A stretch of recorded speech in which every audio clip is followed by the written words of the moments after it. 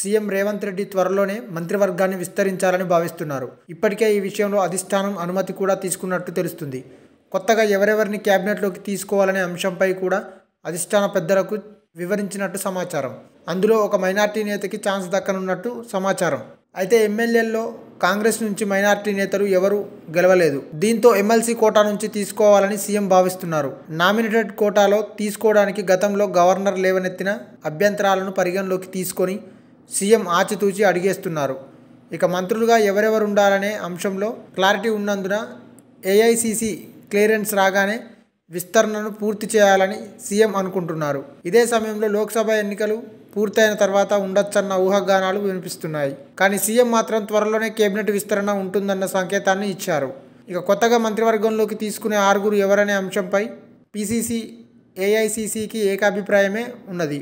ఈ విషయమై రాష్ట్ర జాతీయ నేతల మధ్య చర్చలు కూడా జరిగాయి. మైనార్టీ కమ్యూనిటీకి చెందిన వ్యక్తిని నామినేటెడ్ కోటా నుంచి ఎంపిక చేయడంలో పొలిటికల్ యాక్టివిటీస్ అడ్డుపడుతున్నాయి. షబీర్ అలీ, అక్బరుద్దీన్, ఫిరోజ్ ఖాన్, మస్కత్ అలీ, జాఫర్ జావిద్ తదితరుల పేర్లు చర్చలో నలుగుతున్నాయి. ఎమ్మెల్యేగా ఓడిపోయిన వారిని తీసుకోరాదనే నిబంధన ఇబ్బందిగా మారింది. కామారెడ్డి టికెట్ను త్యాగం చేసిన షబీర్ అలీ సీనియారిటీని దృష్టిలో పెట్టుకొని క్యాబినెట్లోకి తీసుకుంటే అదే జిల్లాకు చెందిన సుదర్శన్ రెడ్డికి ఛాన్స్ రాకపోవచ్చు. హైదరాబాద్లో పార్టీ వీక్గా ఉన్నందున ఈ ప్రాంతానికి చెందిన వారికి అవకాశం ఇవ్వాలన్న వాదన ఉన్నది.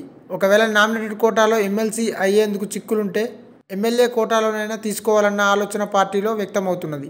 ఇప్పటికే అద్దంకి దయాకర్, చిన్నారెడ్డి, మహేష్ కుమార్ గౌడ్, తీన్మార్ మల్లన్న, ఈరవార్తి అనిల్, ప్రొఫెసర్ కోదండరాం తదితరుల పేర్లు ఎమ్మెల్సీ జాబితాలో కనిపిస్తున్నాయి. వీరికి న్యాయం చేయాలని రేవంత్ కూడా ఇప్పటికే స్పష్టం చేసి నెల చివరికల్లా స్పష్టత వస్తే అధికారికంగా ప్రకటన వెలువడి కేబినెట్ విస్తరణ కూడా కొలిక్కి రానున్నది. ముఖ్యమంత్రి చాలా స్పష్టమైన అభిప్రాయంతో ఈ నెల చివరికల్లా అటు మంత్రివర్గ విస్తరణతో పాటు వివిధ కార్పొరేషన్లకు చైర్పర్సన్లుగా నామినేటెడ్ పోస్టులు ఇవ్వాలని ఫిక్స్ అయినట్టు తెలుస్తుంది.